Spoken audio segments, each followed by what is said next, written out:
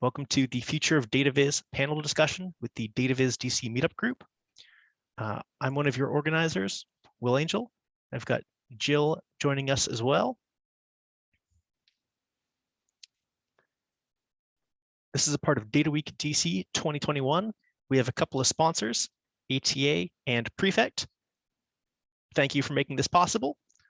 They're great. Check them out. You can see more events coming up on dataweekdc.com. Also, a huge thanks to one of our panelists, Randy Crum, for providing the Zoom webinar tonight and being incredibly supportive. Thank you, Randy. We're also part of Data Community DC, which has a couple of sponsors, including ATA and Snorkel. In better times when we were in person, Excella Consulting was also very generous with space and food. All great companies. We have a diversity statement and code of conduct. In short, be great to each other. Everyone is welcome here.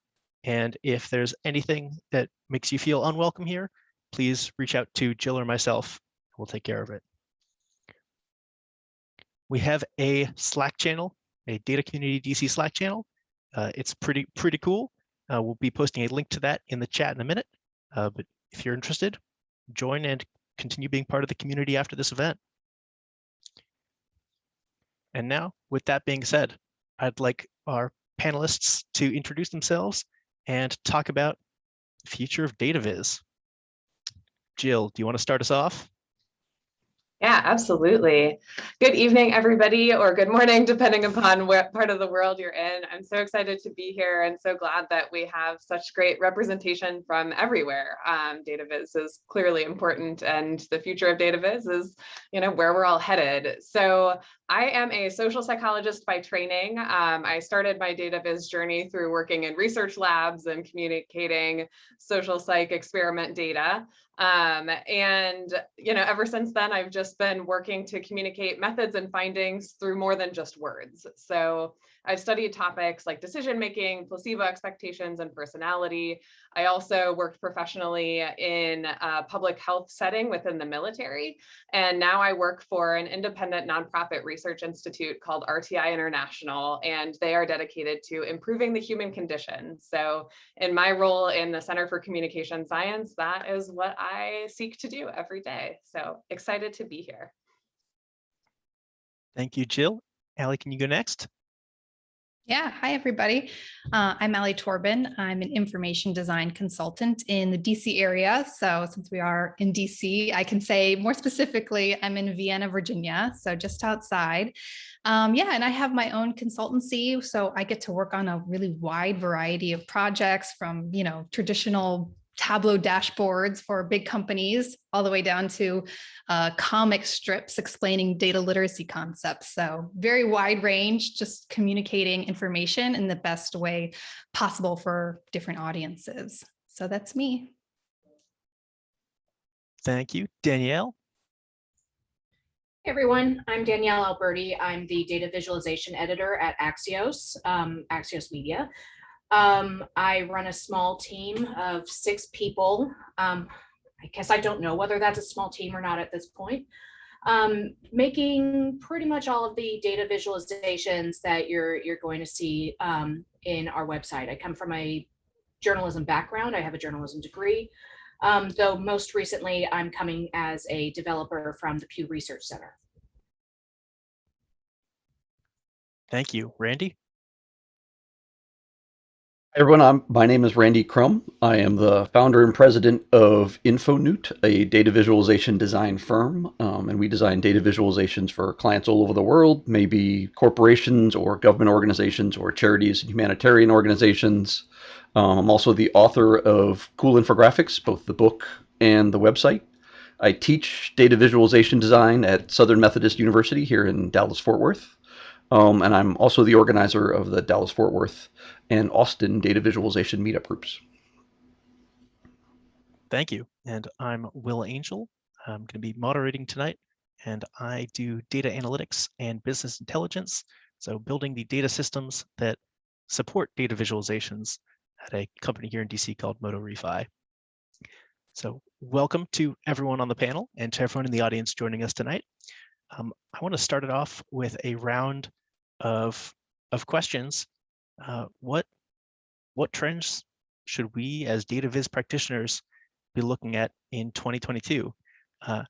Alli, can I ask you to kick it off and tell us a little bit about what Data Viz Today is going to be looking at this time next year? Yeah, I guess I forgot to mention that I have a podcast called Data Viz Today, not Data Viz Tomorrow, which is the discussion today. Okay, so Data Viz Tomorrow.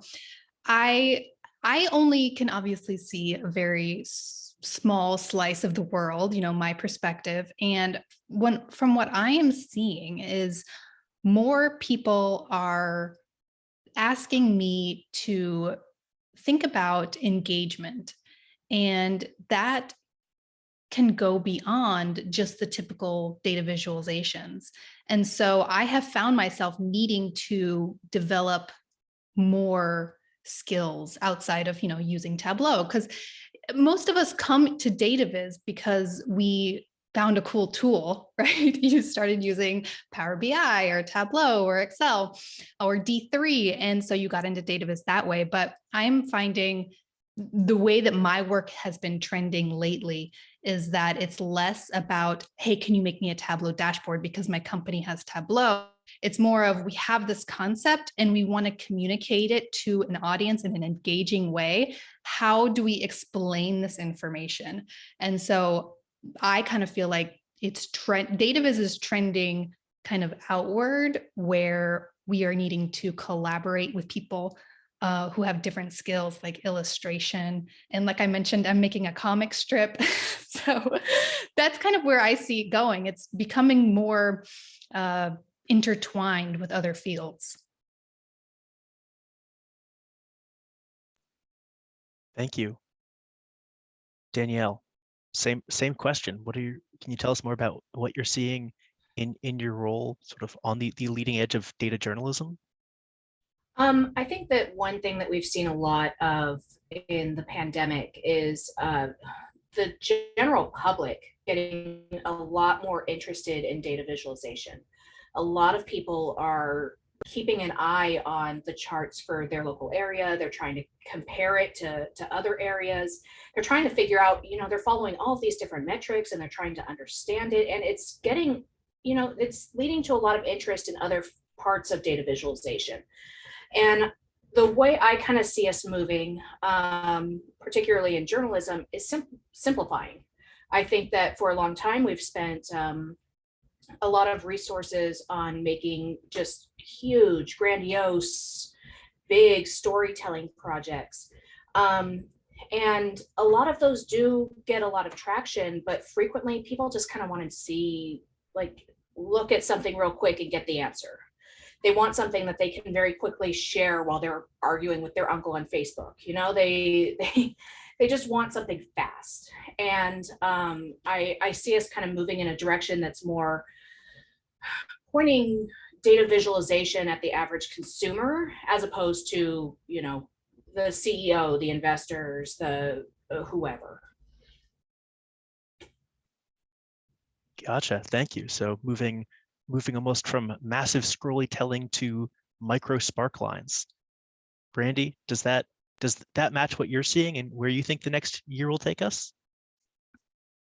I actually do think it's a diverging path. We have so much data and it keeps getting bigger and bigger that people know that there's data behind all these, whether they're claims or statements or whatever. People are actually more aware to ask for, what is the data behind that? I want to see the data. And we have these people on one side that are really data professionals. They want to dive in. They want to do their own analysis and follow up maybe and do some analytics of their own. And there's some on the other side that they just want to see it. They just want the bite size, quick hit.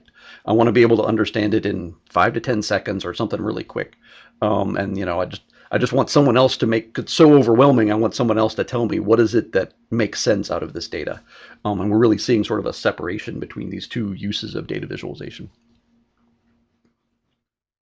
Thank you. And Jill, you're involved with the Data Visualization Society's annual survey. Can you tell us a little bit more about what you're looking at and what you think we'll be looking at next year? Yeah, absolutely. And from kind of a personal lens, I definitely echo what's already been said about, lots of people want more data and lots of people want just bite-sized pieces of information. And so on the Data Visualization Society's State of the Industry survey this year, which closed a couple days ago, we had a question on there about what are the most important issues you think we should be talking about in data visualization.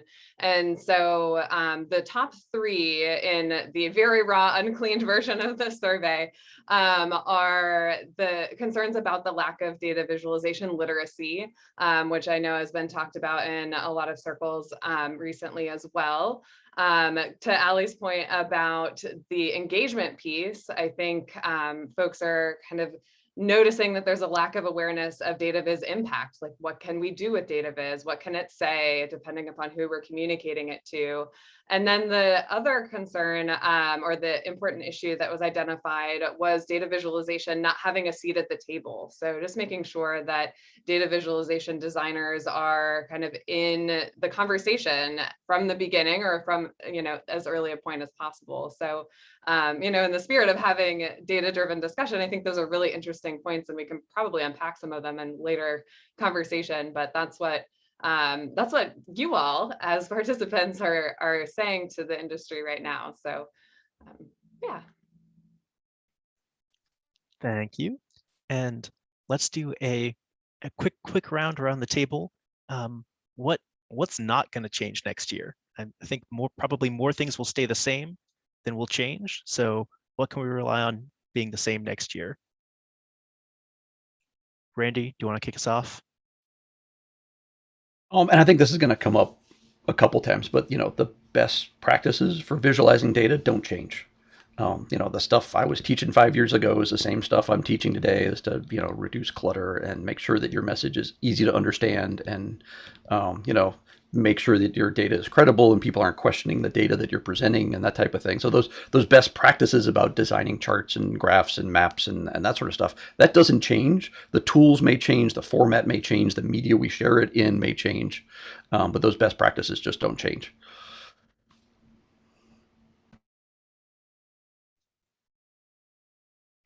I think as I was thinking about these questions, I think we're getting a much more global focus, right? So we have, just in this one webinar, we have people from all over the world. And I think we've seen that in Data Viz collaborations in the last year to year and a half, some of it pandemic driven, some of it that we just have tools to communicate.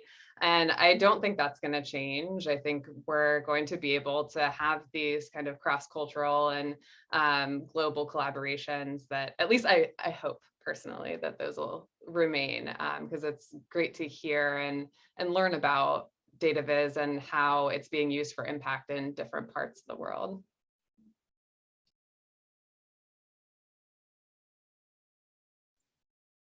Thank you. Alli, anything to add on that?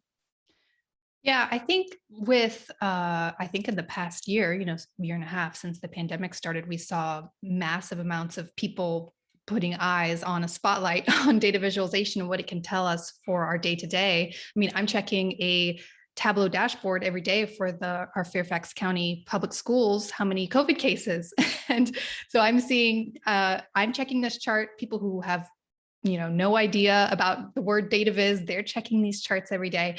So what's going to stay the same next year? It's going to be everybody checking COVID charts. And unfortunately, I think that's a huge thing that's here to stay, is that for people are going to keep needing charts to give them an idea and a sense of their health risk in their local area.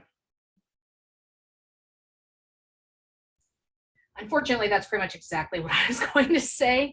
I've just seen, that's so much of what we're doing day to day. And if we miss a day, people notice. When I get onto my social networks, everybody is sharing charts of their area. They're talking about it. they're sometimes, if they know what I do, they're asking me for clarification about what certain things mean. I think that's something that we're unfortunately going to keep seeing for a while, and people need to stay up to date on what that data means. It's unfortunate that is going to be one of the things that does not change, but at least we already have the dashboards. So looking forward, not just 1 year, but 3 to 5, one of the things that I've seen in a lot of my business intelligence and data analytics work is the simultaneous divergence and convergence of data visualization tools. A lot of data visualization platforms like Tableau and Power BI are becoming increasingly powerful and make it much easier to clean data, build dashboards and visualizations, and share them with the world. And so there's a lot of bundling going on there. At the same time, I also see a lot of unbundling where companies are moving away from some of these tools, in some cases in favor of building custom visualizations and things like D3 and other visualization libraries. And how do we reconcile that? What is this a trend that the rest of you have seen as well? What should we be thinking about 3 to 5 years down the road for data visualization as a practice, as an ecosystem of tools, and as a community? It may not make me a whole lot of friends here, but I will say that 10 years ago, when I was a baby journalist, Tableau is the reason I learned to code. It was the tool that made me realize that I wanted more customization out of data visualization. But that means that at this point in 2021, much later, I don't think they're mutually exclusive. Like you can learn Tableau, you can be good at Tableau, and it can also be a gateway to the harder stuff. They're absolutely things that can coexist, and you can learn a lot of different tools at the same time. Right now, my team, we do a lot of work in Data Wrapper. It's fast, it's easy. We get things done quickly that, the really simple stuff that we don't want to spend a lot of time on, we're just going to throw out in Data Wrapper, and we come up with wonderful data visualizations from it. But then when we want to spend more time on something, we're using Svelte, we're using D3. There's room for everybody in the party. Yeah, I agree with that we're still going to see both, the people using the tools and doing the custom, but I actually was on Fiverr today, and they had this little section that said new right next to it, and it said data. And I was like, oh, cool. I clicked on it, and it had all these subcategories, and one of them was data visualization. So I was like, oh, okay. Well, on the one hand, that's cool that, now we are being more recognized as a specific need. It's not just some add-on. But now I was thinking, okay, well, so my clients can go on Fiverr and pay $15 for a Tableau dashboard. So 3 to 5 years from now, what does that mean? That whole market's going to be flooded. My clients can get a Tableau dashboard in a matter of minutes for very cheap. So what can I offer that a Fiverr person cannot offer for $15? And so that's what I've been thinking about, is the skills that you need have to go beyond just knowing a tool, because that's becoming, that's on Fiverr now. So you can't make money and make a career just because you know how to use a tool. Well, maybe you can, but in the future, it's going to be harder and harder to do. So I'm thinking about more skills like communication, thinking about, like, if you were to get a designer on Fiverr to make you a carousel for Instagram, for instance, and you pay $5 for it, you're probably getting a template that they send everybody else, right?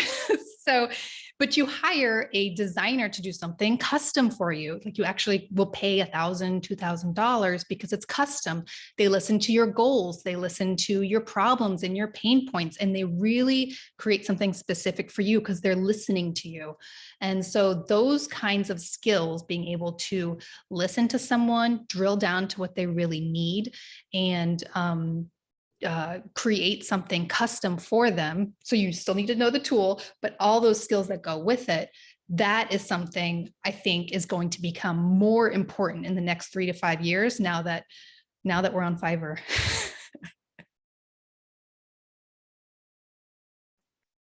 And Randy, is that also what you're thinking about as you think about how to keep InfoNewt relevant and valuable? Oh, absolutely. I'd even go one step farther. I mean, this is where you talk about the bad news for being a data visualization designer, right? It becomes a commodity for all the easy stuff. It became, you can go to 99 Designs, you can go to Fiverr, and you can find people that'll do design work, whether it's an infographic or a data visualization or a dashboard. But I would go even one step further, that in 3 to 5 years, corporations are going to continue to look for automation and automatic data visualizations, as well as the software vendors are trying to build in as much automation as they can because that's attractive to corporations, right? They don't, they hire less data visualization designers. It's all built into the software, right? At least the easy stuff. And we run into, even today in Excel and Tableau and stuff like that, we run into what I call the tyranny of the default. Where so many people will just hit the chart button and they're done, and that's it. And our job, as data visualization designers is to actually make a good visualization that does a good job of communicating data, not just, I made it visual, here you go, and that's going to be really, really important going forward as all the really basic stuff, the stuff that we keep doing over and over repetitively gets automated. We're going to be doing the hard stuff, which is how do we communicate, future plans and forecasts and strategies and, whatever that is. So if I heard you right, because of the tyranny of the default, in 3 to 5 years, we'll still need to contend with people making 3D pie charts in Excel. Oh, yes. Yes, sadly. Oh, Jill. I wish someone Excel would just take that out. Yes, absolutely. So Jill, what are you thinking about, 3 to 5 years down the road as you continue, building a career in data visualization, and what you've heard in conversations with the Data Visualization Society? Yeah, I think it's such a great question, and there's already been so many good responses. I don't want to be redundant, but there's such a breadth of skill sets in data visualization. Like we come from so many different roles. We're analysts, we're leaders in organizations, we're journalists, researchers, project managers, and so designers. And so I think one of the great things about data visualization is that as a collective, we're very adaptable and agile. A lot of people who are doing data visualization for a career now, that's not what they set out to do originally. And some people are doing data visualization in their career, even though that's not their primary job. And so I think, that trend of our collective of data visualizers being adaptable and agile, I think will continue. And I think we'll find ways to kind of combat the default, if you will.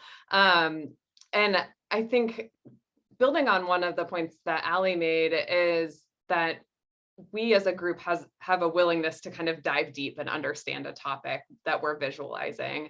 I've been in organizations before that are just too big for the graphic designers to really understand how best to display like research findings or evaluation findings. They just don't have the bandwidth or the capacity to do that. And so, having each of us in our own roles both know kind of the nitty-gritty details of what we ultimately want to show and want to communicate, and also some of the skills to build those things, I think is really helpful, and it's a really great balance. So I'm excited to see what's coming, even though there is definitely this automation, but I think we'll still have a place. We might have to work a little bit more to demonstrate our value. But the people who can see it will know. Thank you. So, what is the role that we're going to see community play over that time period? The Data Visualization Society was started 2.5 years ago now, I think at the start of 2019, if I recall, and that's grown very quickly. And there was, data visualization community before that, but that might be the most global that we've seen it. And that's currently being run by Amanda McCulloch, who used to help run the Data Visualization D.C Meetup group. So I'd be curious to hear the group's thoughts on, will community play a huge role in that, and how specifically is it going to do that? Yeah, I think kind of to what I was talking about at the beginning is that we need to have so many different skills, and people are asking me to do different things, that having a community, being a part of a community, allows you to collaborate and learn from other people. Like I've met so many people through Data Visualization Society, like Gabrielle Marit. She is a designer, or she's a wonderful designer, of course, but she comes at it as more of a designer, and she taught me how to do art direction. And now that's something I always do in my process, is help the client communicate to me, what's the look and feel that you want for this visualization. And it's not always applicable, but it's something, such a huge value add that I can provide now that I collaborated with someone through the Data Visualization Society. And networking, unfortunately, I'm saying unfortunately because I'm more of an introvert. So unfortunately, networking is like the most important thing to having a consulting business, and having a community to consult with. I actually get most of my work through fellow Data Viz designers. Like, oh, you're better at this than me. We pass jobs back and forth. I mean, a community is the best way to learn from people and to have a business. So that's my take on the community. I think it's gold. I think it's a great way to keep each other honest, especially for newbies. It's so easy to make simple mistakes, so easy. And by having this community that teaches best practices, that offers polite critiques, hopefully polite critiques, that doesn't assume that you're doing it out of malice, but that you're doing it because you're kind of new to things, or because this is a new software for you, or what. Like, having that really helps us just learn more about the data, learn more about the design, grow as developers and as designers. Because when we just post things and our friends and our family and our editors say, oh yeah, that looks great, they don't know what they're talking about. They don't know. They just think it looks pretty. But having this community of people who really know what they're doing, who are true experts, critiquing our work, really helps us grow. That is a really good point. So I take solace knowing that my mother will always think my data visualizations are great. Of course you will. So Randy, you're very actively involved in helping create this community. I think you help run 2 data visualization meetup groups and are involved with several others. What are you hoping to see on that front in the next couple of years? Yeah, I'm bought into the community idea. It really, really makes a difference when there's so many tools out there and so many people trying to figure out data visualization, whether they're going to do it like as their role. Like they're going to have a role that says I'm a data visualization designer, or they're just a product manager trying to figure out how to make a dashboard, or they're working finance and they're trying to make reports or an annual report or something like that. You know, it can be part of your job, or it can be literally your entire job. The community has been fantastic, and it's a way to figure out what some of these tools do and see what other people have been able to make the tool do. You can sort of see some case studies and some struggles they went through and how they solved their problems. Um, you know, people like to show how they've, you know, whether they've, I call it hacking or tricking software to do something maybe it wasn't originally intended to do, or how do you get this software, whether it's the data set or the database, to talk to the data visualization software, and how do you get them to connect? There's just so many detailed aspects to this industry that the community, that they all that are great about stepping up and saying, hey, let me show you what I did. Let's just, you know, in the pandemic world, let's get on Zoom and I'll show you what I did, versus, you know, get together in person and show you what I did. I think we miss a little bit of networking, but I think we actually get to have more events and draw in more people, a lot of these with these online events as well. So there's sort of a trade-off there. I'm hoping we can, in the future, figure out how to do hybrid events. But you're right, I'm trying to run a couple of events, or organizations, the meetup groups here in Texas. And I started earlier this year with the whole joint meetup idea, where we've now got 13 meetup groups across the country that are open to sharing some of these online events and bringing more people together to see a speaker or a demo or a panel or, you know, whatever. And it really brings a lot of people together that are just interested in it, and they don't have to, I don't know, invest thousands and thousands of dollars in a college degree, you know, or a big training course or something like that. They can just sort of figure it out and see, oh, well, that maybe not be for me, really quickly. Or like, wow, I love this. I've never seen this before. I want to learn more. So Well, I'm all in on the community. I think it's going to be super, super important going forward.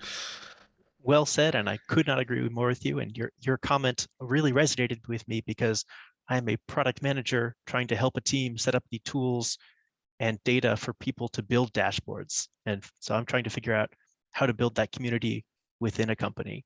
And I would not be anywhere nearly close to success there without the broader data visualization community. Speaking of the broader data visualization community, Jill, you're involved with DVS, the Data Visualization Society. Tell us a little bit more about how people can get involved and how that might change in the future. Yeah, that's a great question. We have a very, very, very active Slack presence. There are channels that cross Data Viz and whatever other thing you happen to be interested in. So there's Data Viz and health, Data Viz and climate change, Data Viz and insert your favorite topic here. And it is, like I think Alli and Danielle both kind of alluded to, they're very active and very welcoming communities. You can get lost in some of the conversations because there are so many going on at one time, but I think it is a great way to connect with people that you wouldn't have connected with otherwise. I know for me, also being a very staunch introvert, in-person events are hard and networking is hard, but being able to kind of be in the comfort of my own space and still making connections. And, I've made a friend through Data Viz Society and other organizations like Viz for Social Good during the pandemic, who I still have never met, but I talk to her or text her almost every day. So it's just one of those things that, I don't think we knew before the pandemic how valuable of a resource and tool that sort of communication was, or at least it wasn't as on my radar as much, because I could go into an office and see people in person and didn't need that, all the virtual stuff. But I think it is really important to continue those conversations or engage in them. As for where it's going in the future, the Data Viz Society recently revamped their website. There's lots of resources and links on there to explore kind of on your own. I know there will be other interactive and engaging events. They do fireside chats. So similar to this sort of experience, but with other folks getting asked big questions like this. And there are also they have a publication called Nightingale, which is a Data Viz journal, which is pretty cool, especially for those folks who come from academia and are used to the kind of scientific oriented journals. Now there's our own Data Viz journal, which is lovely, and they are actually doing that in print too, for those who want to contribute to getting a print journal. So those are the things that I'm aware of coming kind of up and are getting some traction, but I'm sure there are other events, and you can check out the Data Visualization Society Slack channel on their events specific channel for those. So that is awesome. Thank you. And speaking of thanks, thank you to everyone who is putting questions in the Q&A in Zoom. We're going to get to those in a minute, so keep asking questions. But first, one final round of questions, which is extrapolating even further into the future, 10, 20 years down the road. What are the skills and what are the data visualization skills that we're using today that we're still going to be using in 10 or 20 years? Alli, do you want to kick us off? Yeah, it's kind of an impossible question because you pretty much have to throw software completely out, right? Because who knows what tools we're going to be using. I mean, it could be, what is it, like those projections that holograms where you control it with your eyes or something. So like we can't even think what's happening in 20 years. So for me, when I'm thinking about what skills do I need to be developing now, after you develop the kind of the basics, right? You kind of have to focus on the Data Viz basics first. Kind of then when you get past that and you're thinking about how to keep your career going in the future, I'm thinking about things like when I have a conversation with a client and I ask a question that elicited a really fruitful answer, I am writing that question down because it's hard. It's hard working through these problems with clients. And so when you can develop your skill of asking questions, that's something that will work with whatever software that you're using. So I am always writing down questions, and I'm always adding these questions to a template that I have. So when I'm talking to a client, I can look through my template of questions. They're organized by like data things, art direction things, timeline things. So I can be constantly honing my craft in being a great consultant, a data visualization consultant. So merging the tools things with asking great questions, really focusing in on, I'm studying more with storytelling and engagement because, like I mentioned earlier, I think those things are really merging, data visualization and other forms of storytelling, like comics. I went to the library and got all the how to create comics books that I could find. And, like all these things just make me a better consultant, a better storyteller. And then as I can put the data part into that, it doesn't matter if Tableau, or I don't want to pick on Tableau goes under, or, the tool, it doesn't matter what the tool is. So I'm focusing on asking good questions, making sure I define requirements really well, that I'm testing. I think that's something that we're always going to need. You're always going to need to define your requirements really well. You're always going to need to test as much as you can. So yeah, I would say that those are the things I feel like would help future-proof your career. This is a very journalistic answer, but new sense. And I don't just mean that as it applies to journalists, as in literally news, but the understanding of what your audience needs to know and wants to know. Sometimes I think that, especially in data visualization, we fall into this trap of, I have all this data, I need to show all of this data.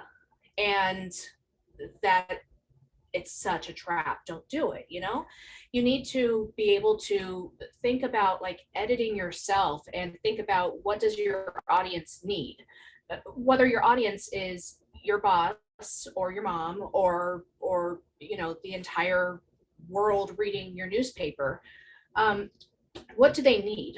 What are they going to find interesting?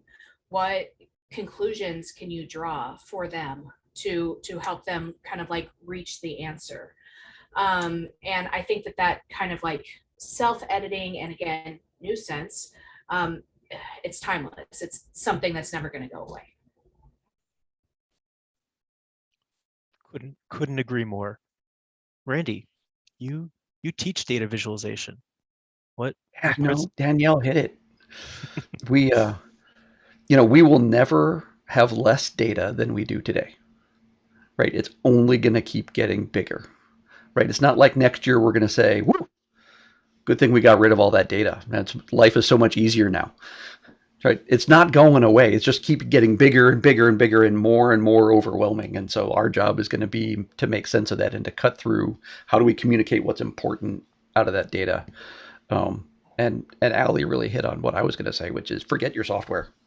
10 years from now, you be flexible, because 10 years ago, the software you're using today wasn't around.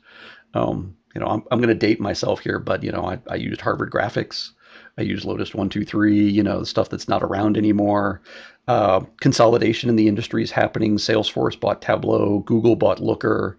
I post a lot of news stories in the data viz industry in my feeds and on my email subscription. And at least once a week, there's an acquisition of somebody buying a data visualization firm of some sort.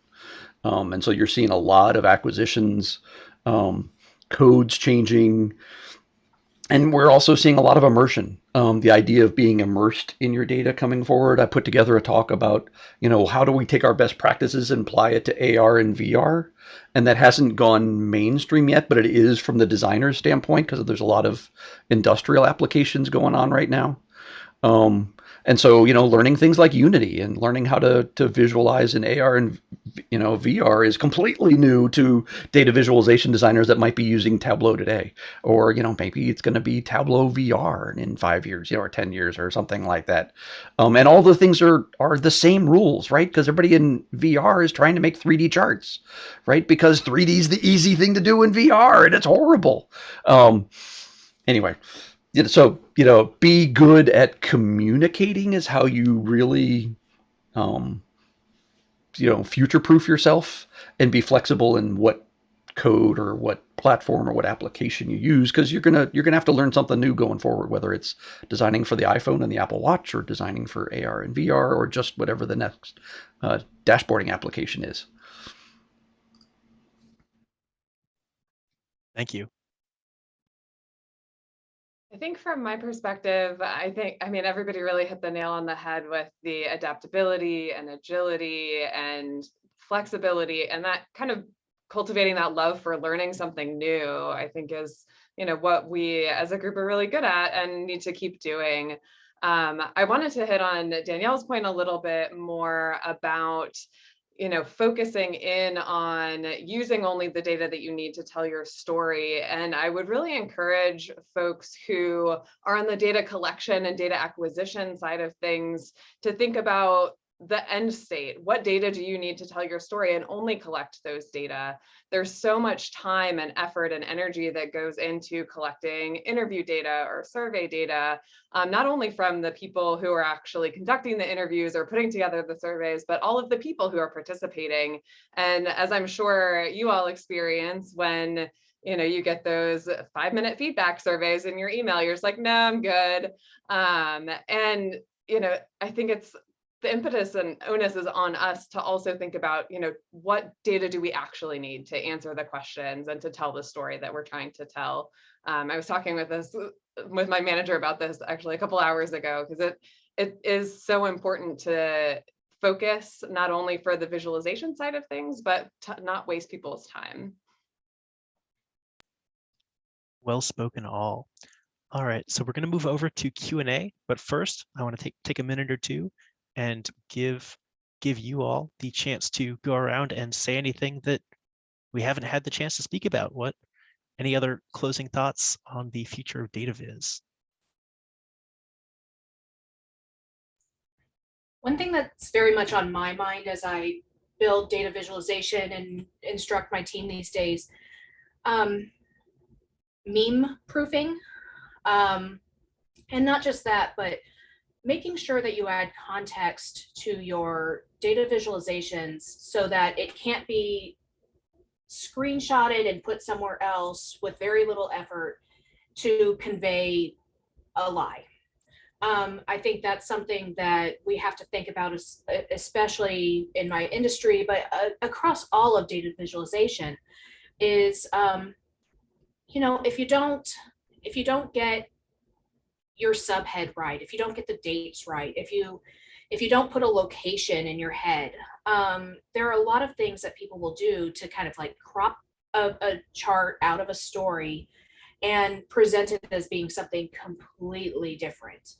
And that's something that you have to be thinking about a lot is, what if somebody with a malicious intent were to just take a screenshot? Clearly, anyone with just a little bit of technical expertise can go into inspector tools and change things and do what they want. But a lot of people aren't going to put in that effort. And so that's something that we have to think about a lot, is malicious intent.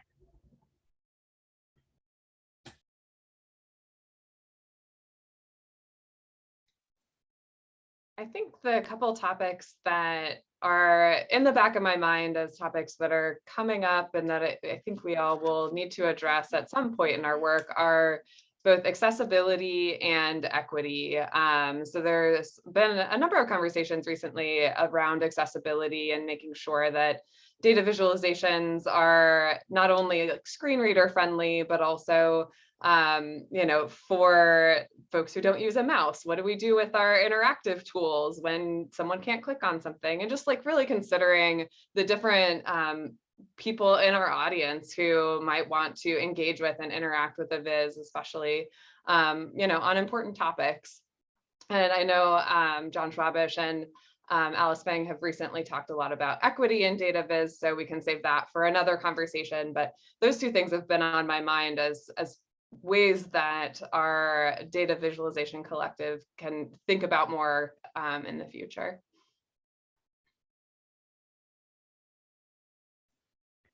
Accessibility is never going to go out of style.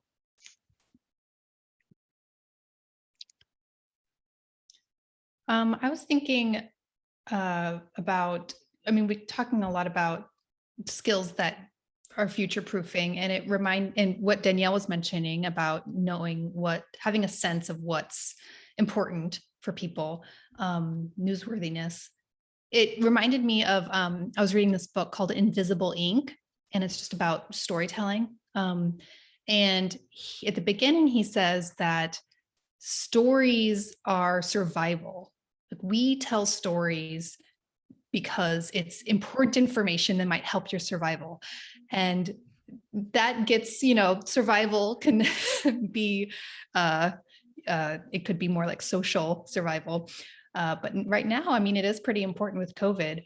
So I keep mentioning comics, but I have been finding comics to be a great way of mixing data visualization and kind of bringing in, we talk about storytelling with data, but like you can actually also have a chart, but then also have, I've been seeing these cool things of like comics around the charts that are having kind of almost a simulated conversation.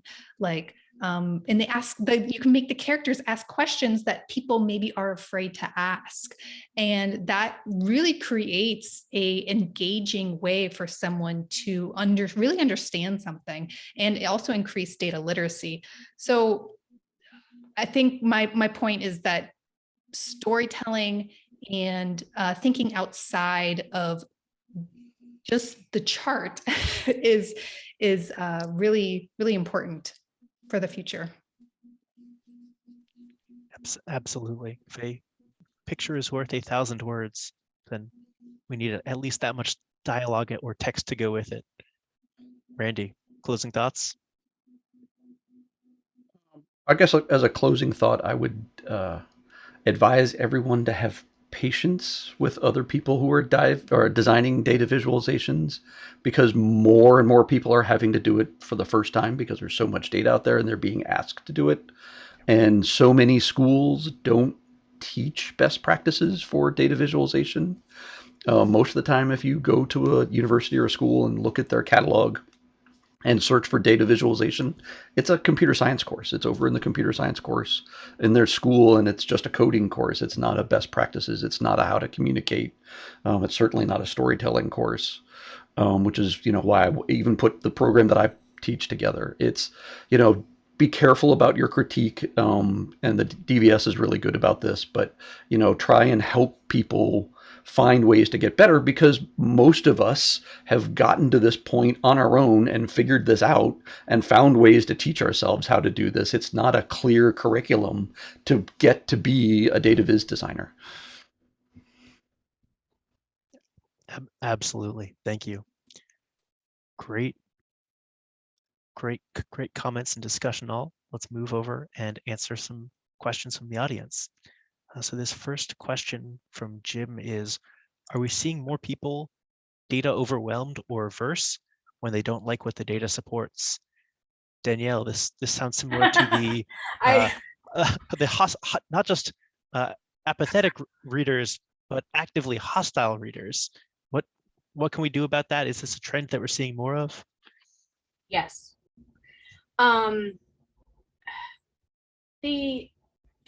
The best advice I have, honestly, is one, be very, very careful about details.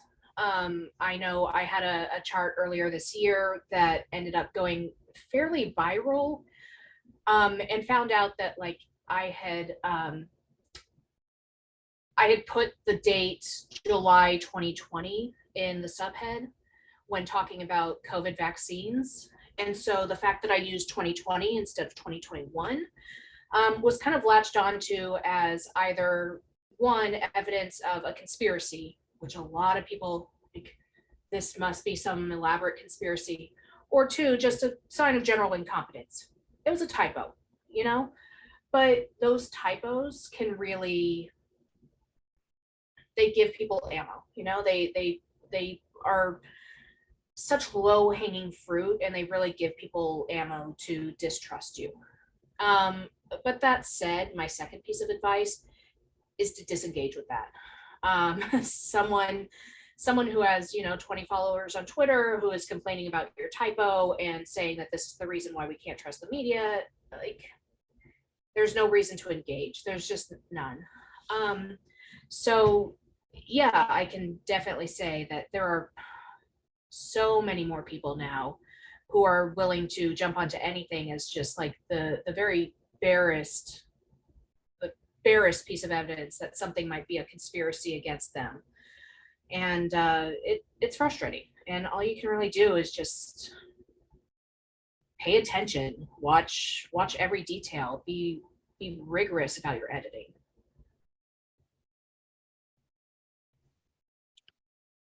Well said. Any other thoughts on that, or shall we move to the next question?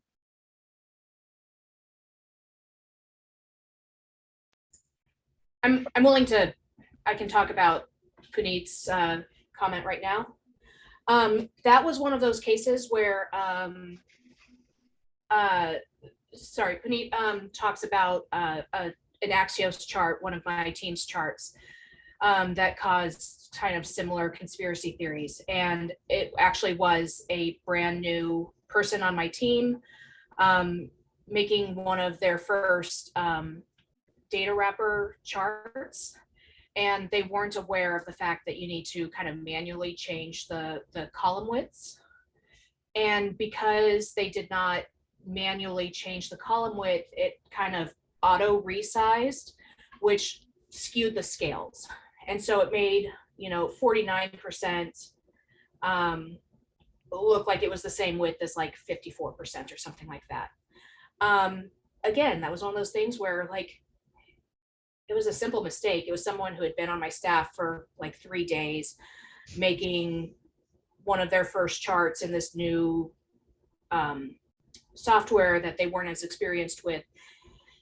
And it launched a million conspiracy theories about media involvement and who's paying us and all of that. And it was just someone didn't click a button.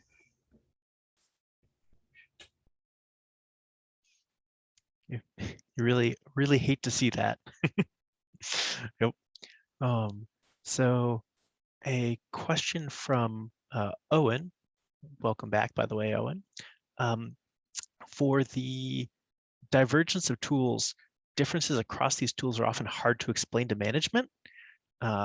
Any recommendations for resources or other ways to inform these decisions in ways that will be meaningful for people who aren't well versed with the pros and cons of data, different approaches and tools? How do we communicate our data visualization decisions and tool choices to people who aren't practitioners?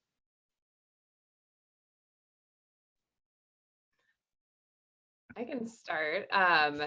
My experience, especially with free tools, and if you have the time to do what you need to do, is to ask for forgiveness.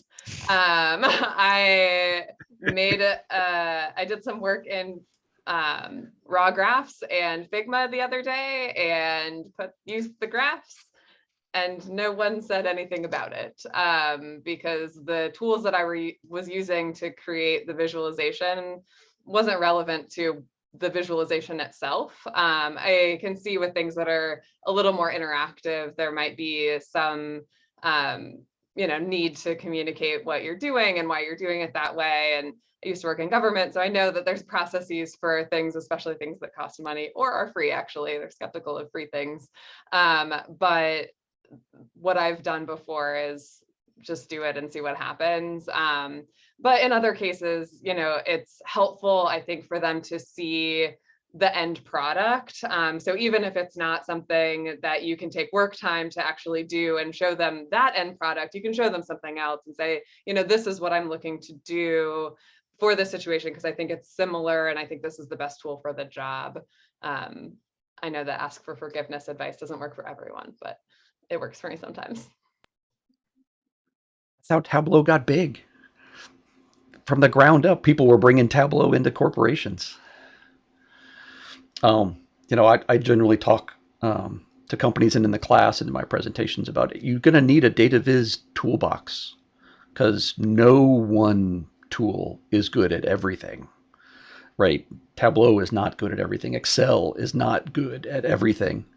So it's all about using the best tool for the job. If you need a map today and you need a chart tomorrow and you need a Sankey diagram the next day, or whatever it is you need, it's going to be, the tool that does that the best. And a lot of people run into a lot of really IT restrictions about being able to install software because of security concerns and their systems are locked down and they're not able to install stuff. And so that really, I see that more often than budget constraints. And I've had to do data viz in environments where I get matplotlib in Python and I can't install any other Python visualization libraries. So yep, that's absolutely a thing that happens. All right, we are at time. There's one more question that I think we should answer, and that is there a resource or website to find data visualization best practices? Let's go around real quick and each of us can list the place where we go to find data visualization best practices. It's hard to think of a website right now, but I really like, I'm trying to find my book, the John Schwabich's new book, Better Data Visualizations. I have it somewhere, but I mean, it's almost the other, you can see it on Will's bookshelf. Yes, there it is. Yes. I mean, it's like the dictionary. It has so many chart types and it talks about style guides. I mean, it's very, very comprehensive. So I really, really like it. And I just am always flipping through it for examples. So that's kind of my go-to quick Data Viz best practices resource. It's an excellent book. Danielle, is that the same answer, or is there someone else where you'd go? I was actually going to say that, again, since I was a baby journalist, I've been reading Flowing Data with Nathan Yao. And Nathan, yeah. It's one of the things that taught me from, my very beginning stages, and I've stuck with them for years. A really good beginning resource, but also just a good reference point. You know, there are definitely a lot of times where I'll go and you know, how can I show this data? And I'll go, he has this page of just like this encyclopedia of all these different data viz types. And I'll kind of go through and I'll be like, no, that, not that, not that, not that. Ooh, area chart. And off I go. And yeah, like Naomi says, not everyone agrees on best practices. I break the rules all the time. That's the hard part about naming one resource, because it's like, whose resource? All right, so as a self plug on Cool Infographics, I maintain a page where I link to every Data Viz reference guide I can find. So I just dropped that link in the chat. So I think I'm up to 28 different Data Viz reference guides, and some of them are best practices, some of them are chart choosers, some of them are you know, tool specific, like here are all the chart types that are in Power BI or something like that. So I'm always adding more. If anybody knows of one that I'm missing, send it to me and I'll add it. But you know, like John Schwabish's one from Policy Viz, he's got his Data Viz best practices cheat sheet that he's got. I've got that linked in there. So a bunch of those also. So that's just my shameless self plug there, that I maintain that list. Well, you've got a link to the chart chooser graphic, which I think is probably one of my go-tos, where it walks you. It's basically a flow chart visualization that you tell it your data type, and it tells you what is a solid data visualization to use. Jill, favorite resource to close this out? Yeah, I have a lot of the ones that were already mentioned. I think the very first one that I went to was one of Stephanie Evergreen's books. I think her resources and website are great. And I also am currently plugged into the Storytelling with Data community, which is another segment of Data Viz that's great for practicing your Data Viz. So those would be my two. And of course, I keep up to date on Alli's podcast. Cool. Thank you. All right. Well, with that, I'm sure we could go for several more excellent hours, but we don't want to go too far into the future tonight. So with that, I'm going to say thank you to all of our awesome panelists, as well as to everyone who stuck around for this. I hope you all learned something and have a little bit of an idea of what to expect in the future. So with that, thank you and good night. Thanks. Thanks, everybody. Thank you all. Bye. Thank you.